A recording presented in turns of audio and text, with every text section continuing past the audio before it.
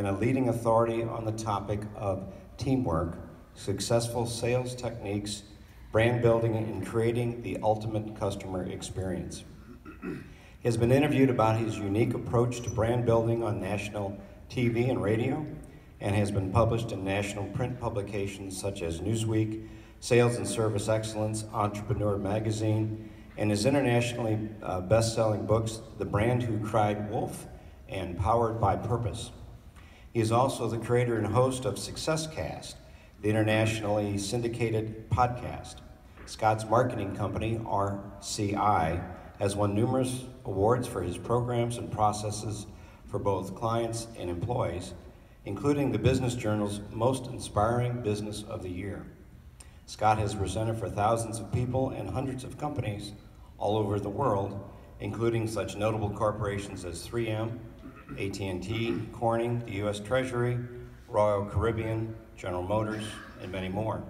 In addition to his Fortune 500 client list, Scott has also performed for political dignitaries, including U.S. senators, and on 2 separate occasions for President Bill Clinton. Ladies and gentlemen, please join me in welcoming our good friend, Scott Deming.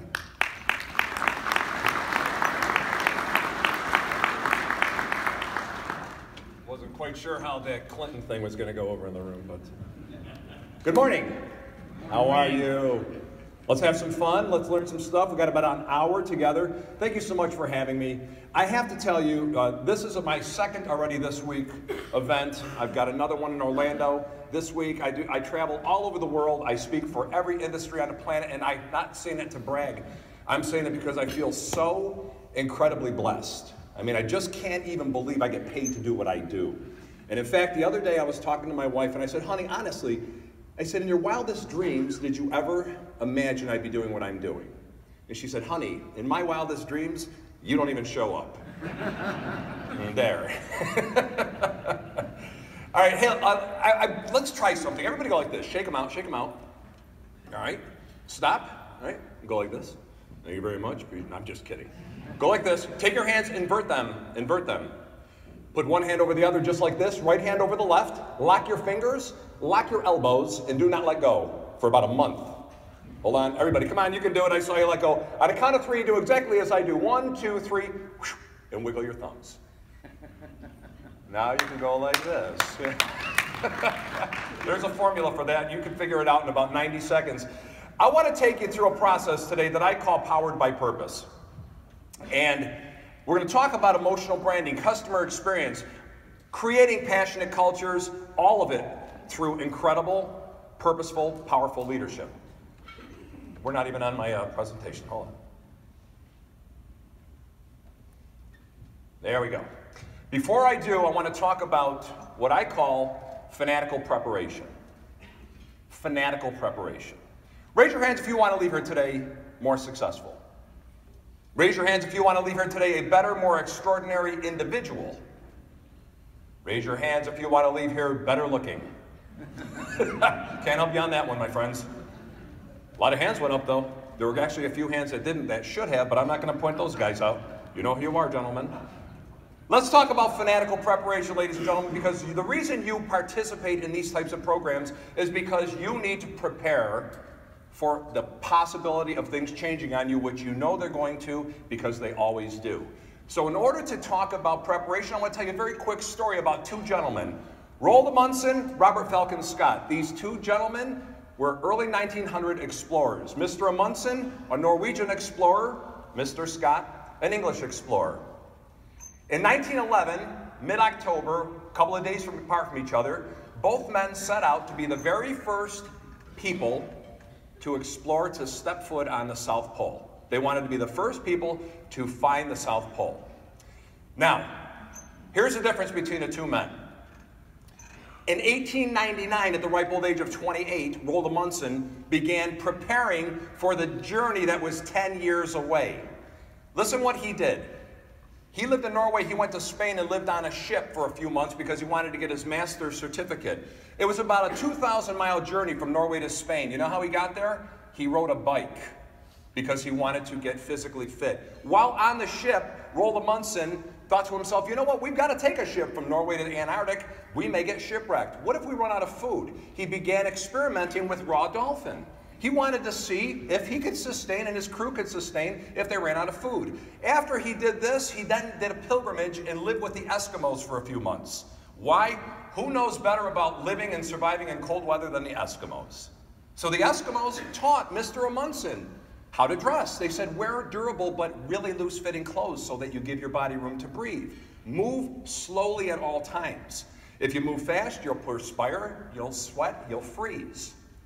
They taught him how to use dogs to pull the sleds. They said, don't use ponies. For some reason, all you folks in Europe like using ponies. Ponies won't last. They'll freeze, they'll die. Mr. Amundsen set up a supply depot, and he brought 3 tons of food, for 17 men. During all this preparation, guess what Mr. Scott did? Nothing. He just basically charted out his course. Mr. Amundsen brought 3 tons of food for 17 men. Mr. Scott brought 1 ton of food for 5 men. Mr. Amundsen set up a supply depot and put flags around it. Every 8 miles he set up flags, big black flags, because he knew that on the way back he may get lost. He brought dogs. Mr. Scott brought ponies. The ponies died within 3 days, and they had to start sledging the sleds by man. Mr. Amundsen arrived the day that he penned in his journal, December 15th. He arrived at the South Pole. Put a flag, the Norwegian flag, it flapped in the wind. He wrote a little journal, put it in a tent, and he made his way back. 32 days later, Mr. Scott arrives to see the Norwegian flag. Now, I want to tell you a story. Mr. Scott sat there and wrote in his journal nothing but complaints and excuses. And here's what he said. What horrible luck we have had. What miserable conditions we had to face. Well, guess what? Scott faced exactly the same conditions as Amundsen. Identical. Amundsen made it back to his base camp January 25th, the exact day he penned in his journal that he would arrive.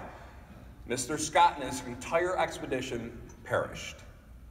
8 months later, they sent out a search and rescue team, and they found their bodies frozen to death. Now, here's the reason for this story. Mr. Amundsen said this. Can you put a slide up for me? Thank you. He said, you don't wait until you're in an unexpected storm to discover you need more strength and endurance. And here's why I'm telling you this story. Your landscape is changing daily. Everything is changing. You have no idea if your footprint that you now own may change. You have no idea what emerging technology is going to do to your industry. You have no idea if this universal service fund is going to change, reduce, go away. You don't wait until you're backed into a corner. You don't wait until more competition jumps into your space, your footprint, your market, until you realize you need to do something about it. Amundsen said this. He said, there's no such thing as bad luck. And you've heard this quote. He said, there's no such thing as bad luck. He said, luck is when opportunity meets preparedness. And he said this, I prepared for 10 years because when conditions turned against me, I wanted to be able to dig deep into a reserve of knowledge and strength. And he said, and then when the conditions turned in my favor, I want to strike quick and strike hard. And that's what you need to do, and this is part of it. This is laying the foundation for fanatical preparation. Now, one of the things to prepare, one of the ways that you have to prepare for any amount of change is to truly, before you do anything, understand who you are and what you do. So I have a question for you. If somebody stopped you in a grocery store, they saw you out in the lobby. They're not part of this organization, but they say, hey, you look familiar. You look familiar. What do you do? What do you do? Now, if somebody said to you, what do you do? Could you define what you do in a meaningful way? Think about this. This is a very difficult question. And believe me, this is an important question. I do a lot of consulting work. One of the first things I do when I go into an organization is I say, give me a conference room, please. Send 10 of your people down. I need a couple minutes of their time. One at a time, people come down. I say, hey, I'm Scott Deming. How are you? Shake their hand. Hey, I'm Joe. Hey, I'm Jane. Hey, have a seat. Let me ask you a question, Jane. What do you guys do here? What do you do?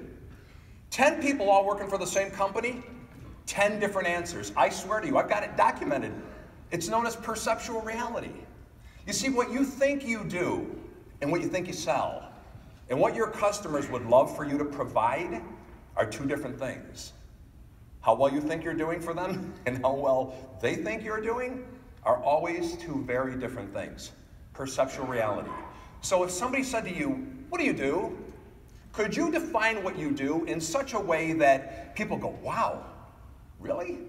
Could you define what you do in such a way where it creates enough intrigue where somebody says, hey, tell me more. Tell me some more. Now, I'm not saying make things up and try to put a shiny penny in front of somebody just to create conversation. I am saying understand who you are in a way that is meaningful enough where people want to be a part of it. Now, let me show you a couple of brands. These brands are not related to your industry at all. Why would I show you brands unrelated to your industry? I'll tell you why. You see, it doesn't matter if you're selling telecommunications, McDonald's hamburgers, pharmaceutical drugs, and it doesn't matter where in the world you sell them. I travel all over the world, and I told you I speak for every industry. If there's a human here, and there's a human here, and there's a transaction, an interaction going on, the process for creating the love, the trust, the loyalty is universal.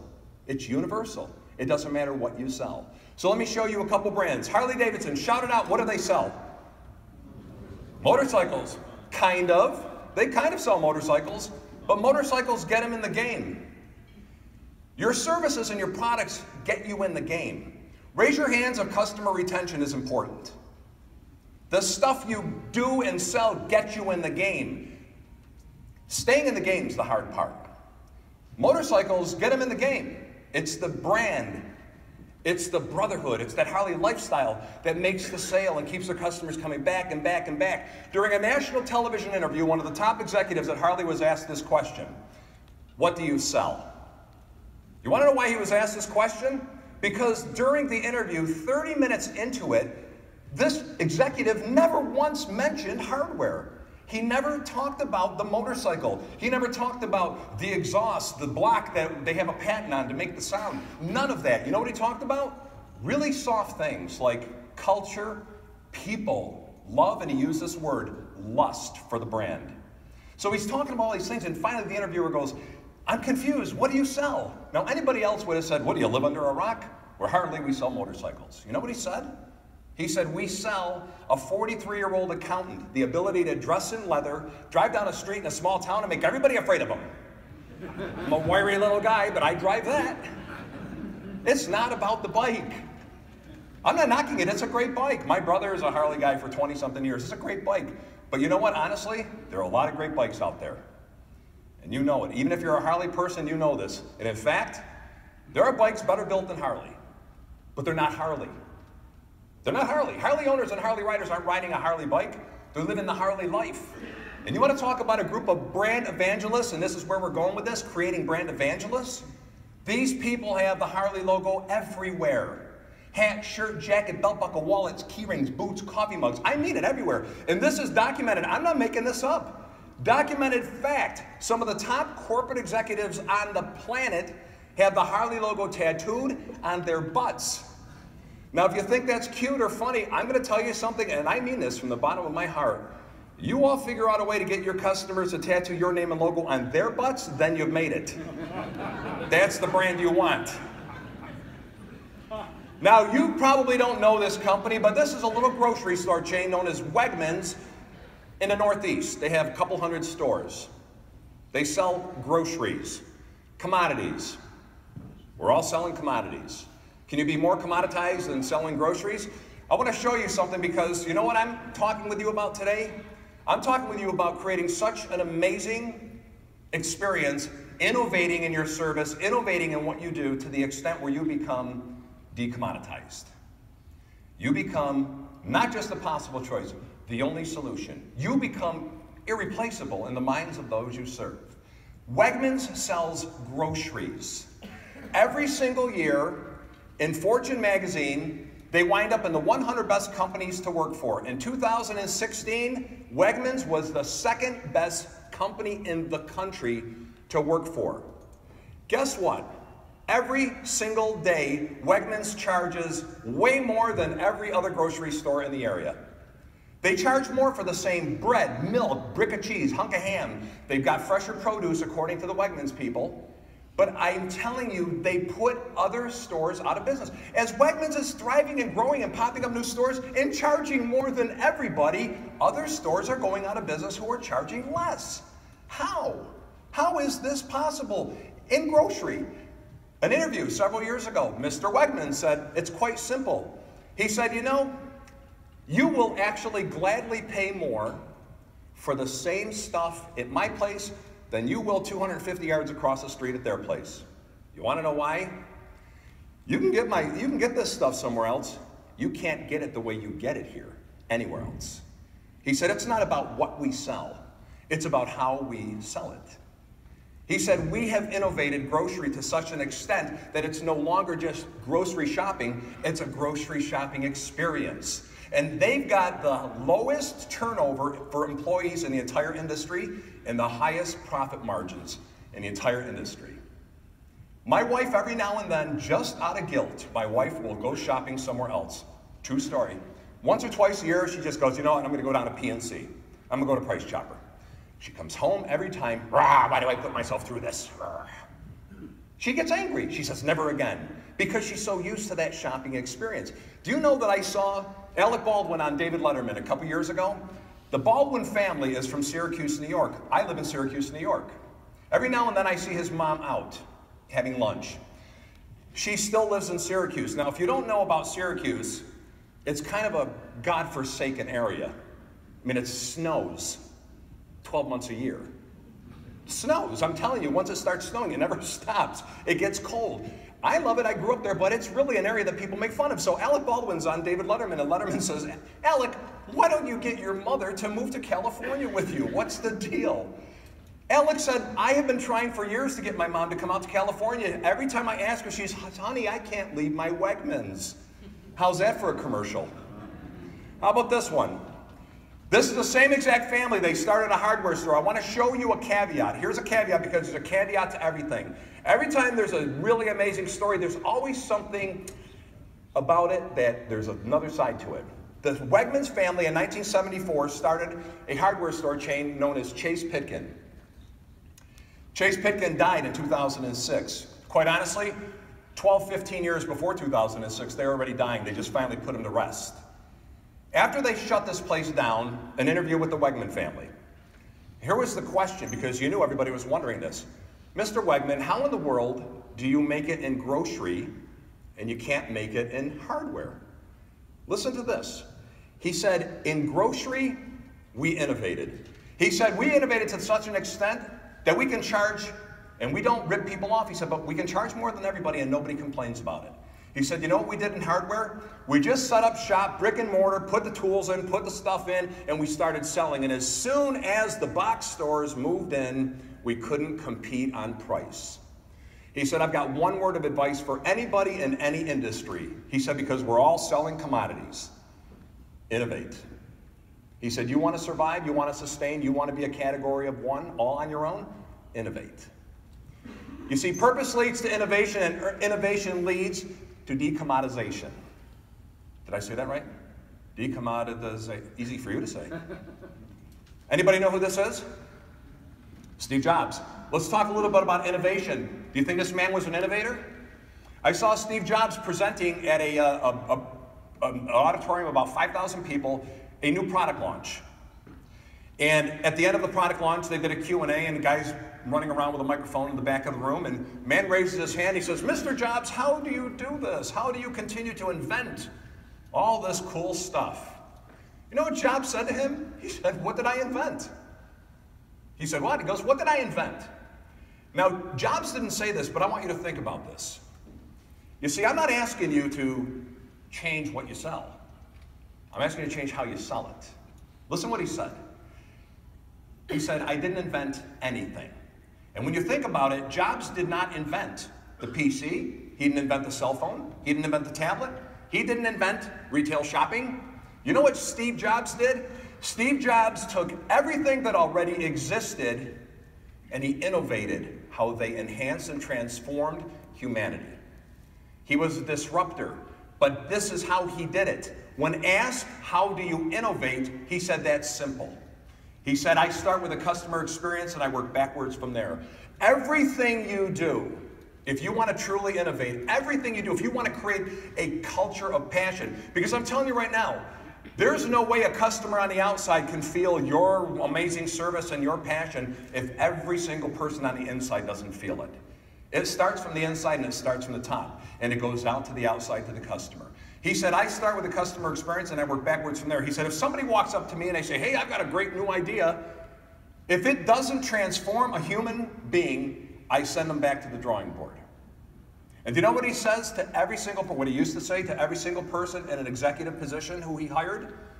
He'd say to them, I've got a question for you. Do you want to put a dent in the universe? Do you want to change the world? When you look at a customer, that's what you want to ask yourself. How can I change their world? How can we do this? How can we transform, enhance the people we serve? You're in leadership. Raise your hands if you're in leadership, please.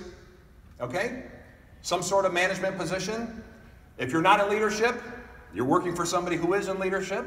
I want to tell you a story about how traditional leadership, traditional thought, traditional style kills companies. This company right here was a thriving company.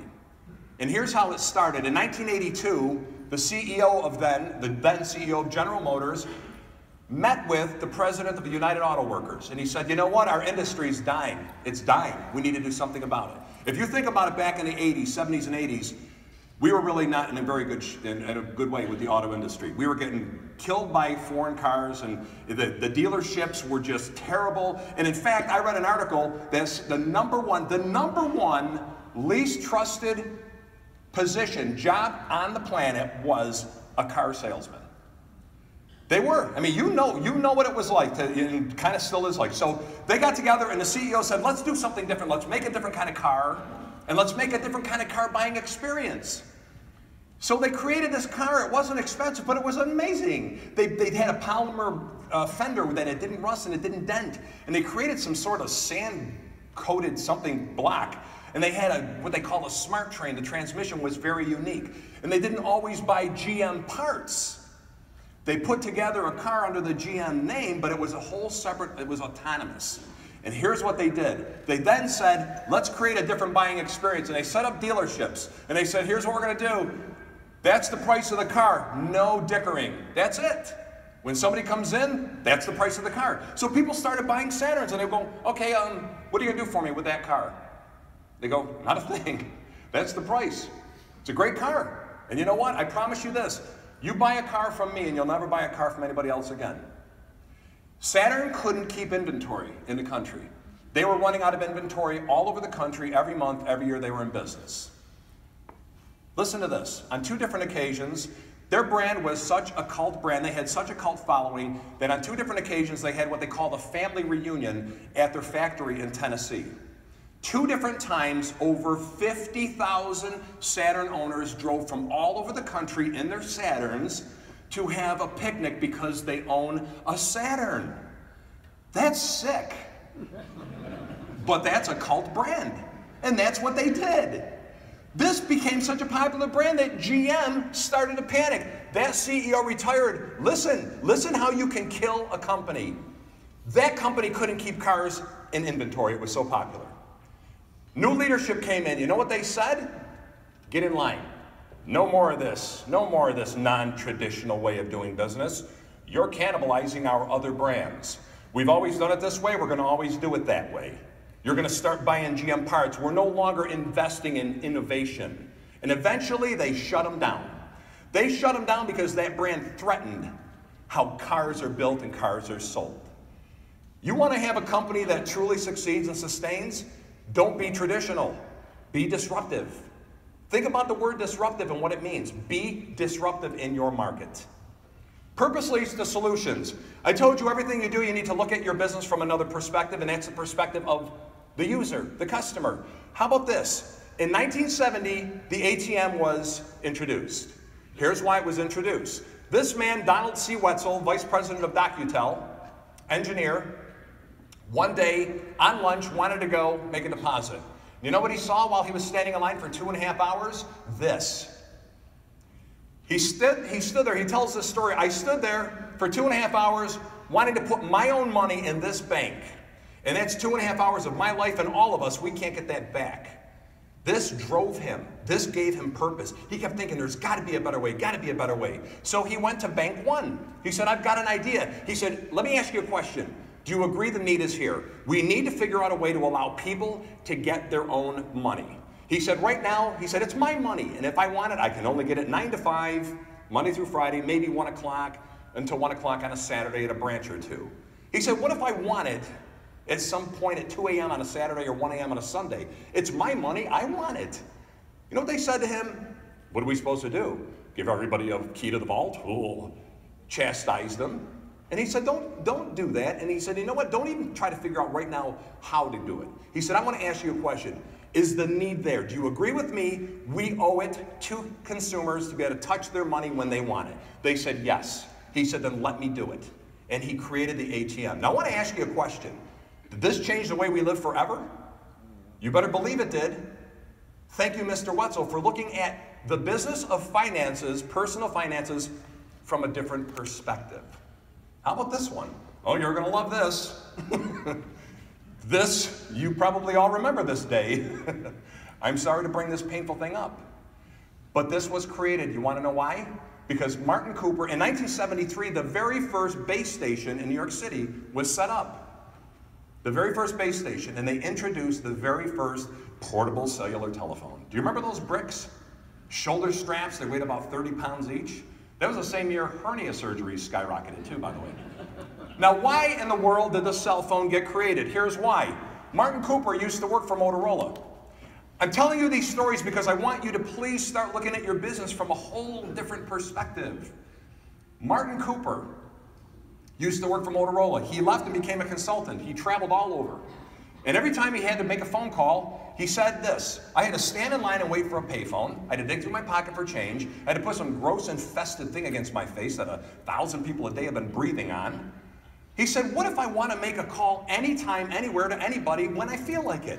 He said, this needs to happen. He went to Motorola and he said, do you agree that this need is there? They said, yes, but how? He goes, don't ask how. Just tell me, do you agree the need is there? You see, here's where I'm going with this. Don't look at things and go, it can't be possible. It can't be done. What you need to do is you need to look at the need and then you need to work around it. He said, if you agree the need is there, let me take care of it. And he did. And he introduced the cell phone. Now, I want to ask you a question. Did this change the way we live forever? You better believe it did. More than anything in the last 40 years. More than anything. Now, Martin Cooper did this because he looked at telecommunications from a different perspective. You see, folks, you're in a communication business, but real purpose leads to really effective communication when you're dealing with your customers and you're dealing with your employees. Dr. Abraham Maslow was a behavioral psychologist, passed away in the early 70s. And he taught us this. He said, branding and business and really growing and sustainability is not about messaging. It's not. I ran an ad agency, a national ad agency, for over 20 years. And one of the things I drove into my clients is, look, we're just an awareness vehicle. You need to work on your own business, your own culture. Awareness is awareness. We're all aware of certain deadly diseases, aren't we? Doesn't mean we want to run out and get them. Just because people know about you and what you do, it doesn't mean they have this desire to work with you. That's awareness. Branding is something much deeper. Maslow said it's about understanding human behavior, and it's about understanding that emotion drives decision-making. Let me tell you how much emotion drives decision-making. Dr. Antonio Damasio, world-renowned neuroscientist, he and his colleagues have proven time and time again that 90 to 95% of every single choice, decision, purchase you and I make, 90 to 95% is driven by emotion. We walk around most of the day literally being driven by subconscious thoughts. Now, a lot of people have actually argued with me about this point, so I don't agree with that. You don't? Nah. Why not? Because I'm a rational person. Oh, are you? I'm rational. I remember doing all the homework and all that stuff and all the research. Sure you do. You know what we do, folks? Do you know how we live? We emotionally commit to something or someone, And then we do all the homework and the paperwork to back it up to justify that emotional decision. That's how we are as human beings. Let me show you how this works. Leave this up for just a second, please. This is your brain. Don't worry, this is the most cerebral I will get on you all morning. Need new material. Okay, let me take you through the brain. The neocortex is also, the reptilian, also known as the brain stem. Oldest part of your brain, 100% responsible for survival. Here's a cool thing, you don't have to worry about it. It's all automated. You get tired, that part of your brain says go to sleep. You get thirsty, it says drink. You get tired, it puts you to sleep. All right, it does everything for you. Now, you don't have to worry about it. The next part of the brain, the limbic, 100% responsible for memory and emotion. Every emotion you and I feel, love, hate, desire, anger, fear, all those things come from the limbic. It doesn't come from here. Everybody thinks it comes from here. You hear people all the time going, oh, I should have gone with my gut. No, you should have gone with your limbic. Your gut stores and processes food. Now, the next part of the brain, and the reason I'm telling you this, the neocortex is the part of the brain we use most often, especially in business. The neocortex is 100% responsible for processing language and data. Here's why this is necessary for you to understand. This part of the brain is what we use when we're in business, when we're dealing with customers, when we're dealing with employees. We talk about all the stuff, the processes, the features and benefits, the delivery date, the contracts, the pricing. We talk about all that stuff. We tell them this is how we're going to do it, and then we say, you're ready to buy from us. I'm going to tell you something that's absolutely contrary to traditional business thinking. You don't want to attract customers. You don't want to have customers who buy from you simply because of what you sell. You want to attract people who buy from you because of why you sell it. You want to attract people who believe what you believe. Because, ladies and gentlemen, please believe me and believe everybody who talks about this. This industry will continue to change. And you need to have customers who believe in you and who want to stay with you no matter what the market condition is, no matter what the emerging technology is, no matter what choice they have over what you already provide for them. You want to attract people who believe what you believe. And it's not about what you say, it's about how you say it. It's not about what you sell, it's about how you sell it. I'll give you an example. Shout out the green tractor on the left. Who's the brand? John Deere. Okay, who's the yellow? Ha! Not a whole lot of people know. It's Caterpillar. I actually did a lot of work for Caterpillar. And during my research, in fact, I sat in one of those, test drove one of those yellow things. These are $300,000 tractors, GPS, air conditioning. Oh my God, they're just amazing. These are just one of the products that both brands sell. Now, you know very well, John Deere is the godfather of agriculture. I mean, you go down the highway and that's all you see are John Deeres out in the fields. However, you go down a highway and there's construction, what do you see? Yellow. You see Caterpillar. Caterpillar wants to break into agriculture. Big market. So, they start selling these tractors. So as I'm doing my research for the programs I'm about to do for CAT, I'm making phone calls. I called the largest CAT/Deere dealership in the country out of Carefree, Arizona. Vice President of Sales, his name was Steve. Steve, how's it going? He knew I was working with CAT. He said, Scott, it's tough. He said, man, it is tough. I said, why is it tough? He said, this is a tough sell. He said, you know, Deere is just that brand. And he said, CAT's a great piece of equipment. In fact, and he told me this story. He said, Scott, I've got them both sitting out in the showroom outdoors, an outdoor showroom. He said, you can kick the tires, get in, start it up, move it a little bit. He said, but next to each piece of equipment, he said, I have a big poster board. From the very top all the way down, line item by line item, he said, features and benefits, efficiency, durability, cost. Caterpillar, hands down a better piece of equipment. Beats John Deere, hands down. He said a farmer came in 2 weeks, every day for 2 straight weeks, with his son, he needed a new tractor. Every day for 2 weeks, he kicked the tires. He said, I went over the paperwork. I went over the features and the benefits. I went over all the statistics. Remember what he's talking to him about. Numbers, data. He said at the end of 2 weeks, the farmer came in all by himself, and guess what he bought? The Deere. The Deere. So the guy, Steve, said to me, Scott, he said, I guess that farmer was just more comfortable on a deer. I said, no, Steve, he's more comfortable with deer. You see, a brand that creates a cult following, you know what happens? That farmer, you could show him features and benefits all day long. But you want to know what happens at the end? He's so loyal to that John Deere brand that he feels like he's cheating on them if he buys a different brand. And folks, as things change and people have choices, I'm going to tell you right now, here's what you want to do. You want to instill fear in the hearts and souls and minds of your customers that if you ever go away, they're done. I mean this. You want to serve them at such a high level that they can't imagine. You're irreplaceable. They can't imagine working with anybody else. That's what emotional branding does. That's what communicating on an emotional level does. We are not rational animals. People don't choose rationally to listen to your message and then have a feeling about it. They choose to listen to your message because they have a feeling about it. Several years ago, a man named Bert Decker wrote a book, You Must Be Believed to Be Heard. In the book, he spent about a chapter and a half talking about famous people who either made it or didn't make it based on their ability or inability to communicate effectively. One of the people Bert Decker talked about was Michael Dukakis. Do you remember Michael Dukakis? All right, he lost the presidential race in 1988 to George Bush. Do the research. Here's what it says. He didn't lose because of his policies. His policies were actually very strong. He didn't lose because he was a bad person. He was a wonderful person. Wonderful family man, couldn't get dirt on him if you tried. He didn't lose because he wasn't smart. He was brilliant. You want to know why he lost? He lost because he had no ability to communicate on an emotional level to the constituents.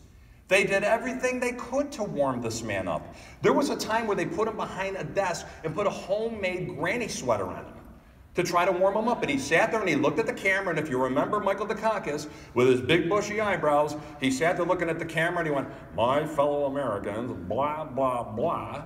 And everybody on the other side of the TV went, and Dukakis lost. Do you know that JFK was 10 points behind Nixon, close to the election? Everybody was saying it's over, it's done. You want to know why? Every policy was spoken about on the radio or written about in the papers and the magazines. You want to know when JFK blew past Nixon and never looked back? The very first live television debate. They had two podiums set up. There they were. There's Nixon. There's JFK. Nixon goes first. There he is, all nervous and sweaty and greasy and creepy and whatever it was he used to do. And he looks at the camera and he starts talking, and people on the other side of the TV just went, ugh. JFK, his turn, all calm. He looks at the camera and he goes, my fellow Americans, and the whole country went, oh, there's our guy. And he won the election. Folks, again, people are not rational animals. People don't choose to listen to anything you have to say and then feel something. They'll listen to you only if they feel something, only if it's relevant, only if it's meaningful. Purpose leads to collaboration and effective leadership. Let's spend a few minutes talking about leadership. Jim Goodnight, now you want to talk about commodities. This man is the CEO of SAS Software out of Cary, North Carolina. SAS was started in 1976 by Jim Goodnight. He was a statistics professor at North Carolina State University. Here's what he did. He left, he started this company. You know what they do? They take large data groups and they put it into some sort of a format and spit it out into something that's comprehensive. You can actually look at it and go, oh, that makes sense. It's a software company. Now, he takes a company that during the 70s and 80s, software companies are growing and going away, growing and going away. He took it, the very first year, they did $138,000 in revenues. Last year, he still owns a company, privately held. They did $3.4 billion in revenues. Never had a layoff, never lost money, always made money. People don't leave. People from all over the world, hundreds of thousands every year, apply for a couple of hundred jobs. Everybody studies him. He's the Harvard of the corporate world. Why? Because he created a culture in a commodity-based industry where people love working there to the extent where the customers feel it and they will only buy from them. Other software companies have done the same things, but they haven't lasted because they don't have the same culture. So during all these different interviews, Fast Company, Inc. magazine, they said, how in the world do you do this? How do you keep so many people? How do you grow? You know what he said? I told you it starts from the inside. Your culture, in order to serve the customer the right way, it has to start from the inside. And here's what he said. He said, You treat employees like they make a difference, and they will. Howard Schultz, founder of Starbucks, when asked, how did you grow selling coffee? You're selling coffee. You can buy coffee 100 yards from anywhere you stand. How did you do it? He said, when you're surrounded by people who share a passionate commitment around a common purpose, anything is possible. You see, folks, people need to feel your purpose. People need to feel and understand your mission, what it is. Now, let me say another thing. I don't mean like a mission statement or an elevator pitch. Can't stand those. I really don't. I don't like them. I want you to have a mantra. A mantra. What's your mantra? When I said to you, what do you do? When you define it in a meaningful way, that's your mantra. And these companies that sustain selling commodities, that's what they do. They create a culture of purpose. Arthur Brooks is a social scientist, American social scientist, and he's the president and CEO of an American think tank, Enterprise Institute, and it's a conservative think tank. Now, this man grew up a liberal, and he's now a conservative, but he watches how both parties work, live, and how they can work together. And I saw him recently at a TED Talk, and he was talking about an article that ran in a 2004 Scientific Journal magazine. And the article was talking about what they called political motive asymmetry. Political motive asymmetry. What is that? You know very well that as a society, we're more divided than we've ever been. It's actually pretty ugly. Political motive asymmetry recognizes this, and here's what it says. It states that I believe that my ideology is based in love. My opponents, their ideology is based in hate. I believe that I'm all about good and basic benevolence. My opponents, they're out to get me and everybody else. No reconciliation, right? Wrong. Do you know that since the early 70s, world poverty has decreased by over 80%? Most people think that world poverty continues to rise. It's decreased. We pulled over 2 billion people out of hunger. You know how we did that? And I'm going to get to your business point right here. You know how we did that? Liberals, with their obsessions with hunger and poverty and doing good, worked with conservatives and their obsessions with free market and capitalism. Together, and only together, were they able to create a solution. Why am I telling you this story? Because you cannot be working with and surrounding yourself with only people who agree with your ideologies. You want to create really unique, innovative solutions, you have to have people around you who will disagree with you in various ways, who are smarter than you in various ways. How about this guy? Anybody know who this is? This is Steve Jobs. A lot of people don't know this about Abraham Lincoln. He surrounded himself with his enemies. Doris Kearns Goodwin wrote a beautiful, wonderful book titled A Team of Rivals, The Genius of Abraham Lincoln. In the book, she talks about how he selected his cabinet. His three first selections were all his primary opponents. Seward, he appointed Secretary of State. Chase, he appointed Secretary of Defense. And then Bates, he appointed Attorney General. They hated him. They literally hated him. They were more experienced, they were more educated, they were clearly more intelligent on many levels. They didn't like him. They opposed a lot of his views and ways of doing things. Then he selects for the next three top positions, three Democrats who hated him, who were more experienced, who were smarter than him in various ways. Lincoln's friends said to him, why in the world are you surrounding yourself with your enemies? They can't help you, they don't like you. You know what he said? He said, these are the very smartest, the very best soul, mind, and heart. He said, who am I then to keep them from the American people? Here's the point with this. You cannot surround yourself with people who are going to just, yes, sir, you got it. Oh, yeah, ma'am. Absolutely. Whatever you say, that's a brilliant idea. You want to encourage healthy debate. You want to grow, you want to innovate, bring people in who are going to disagree with you. I'm not saying to hire people who are going to create anarchy, and I'm not saying to run your business survey style. Here's what I'm saying. Don't have such a big ego that you can't take it if somebody has a better idea than you. That's how you grow. That's how truly great leaders create truly great organizations. I did this presentation a couple years ago out in Seattle, Washington, and I'm talking about the mighty redwood. And I said, the mighty redwood, it grows in Northern California, Oregon, and Washington. Now, I kept talking about it, and I kept Oregon and Oregon. I don't know if you know this, but it's not pronounced Oregon. It's pronounced Oregon. So I'm all done. We're having a reception at the casino, and I'm standing there having a beer. And these three guys walk up to me, and one guy in the middle walks up and goes, that was a good presentation. I said, thank you. He said, but it's gin, not gone. I said, excuse me? He said, it's gin, not gone. You kept saying gone, it's gin.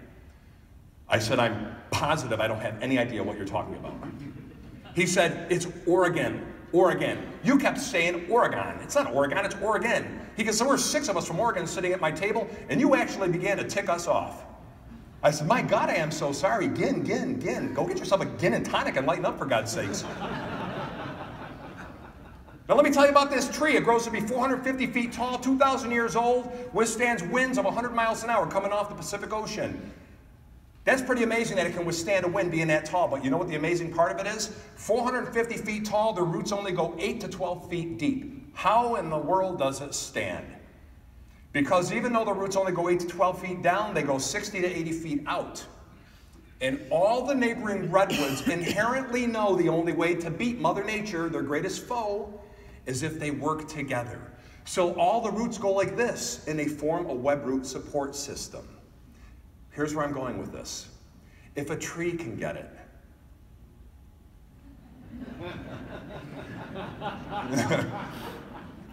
that is what your organization needs to look like, my friends. Purpose leads to clarity. You heard me talk about perceptual reality. Here's what it means.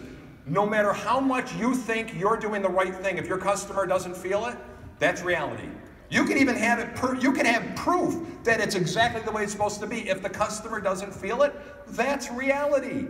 Let me give you an example. A few years ago, I was in Columbus, Ohio at a Hilton doing a program. And the morning before my presentation, I went down into the restaurant to have breakfast. I'm sitting at a little table for 2, and you know the mugs, they all look like this. In front of me was a mug, and on the other side was another mug. The one in front of me was filthy. So I took and I swapped it out for the other one, and that one was clean. Waitress came over, she said, would you like some coffee? Yes, ma'am. So after she was done pouring the coffee, I handed her the dirty mug, and I said, you may want to run this through the dishwasher, it's pretty dirty. She looks at it and she goes, oh, it's not dirty, it's stained, and she puts it back down on the table.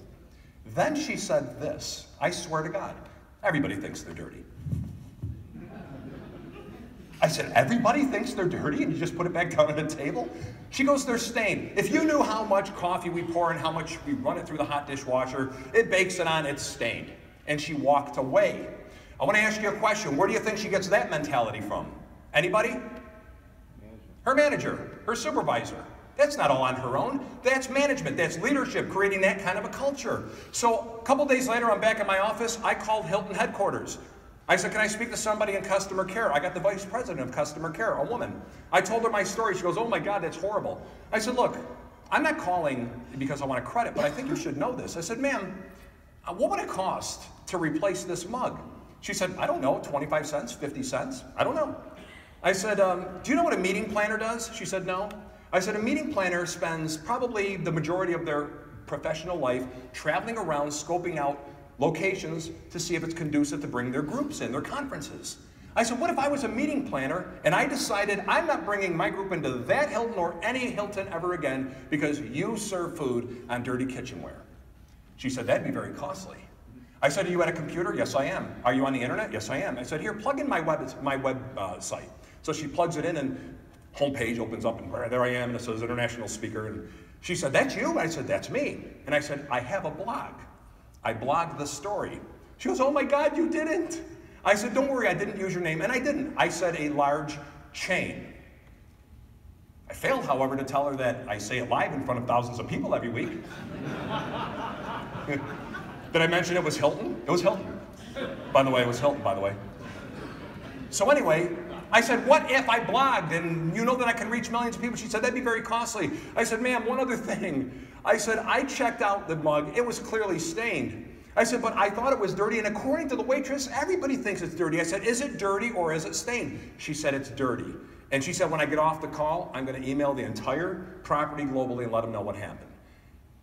My point with this story is, it doesn't matter how perfectly in alignment, process-wise, you think your business is. If your customer doesn't feel it, I'm very sorry, that's reality. Now, how do you try to figure out what the reality is? Hey, here's a novel idea, ask.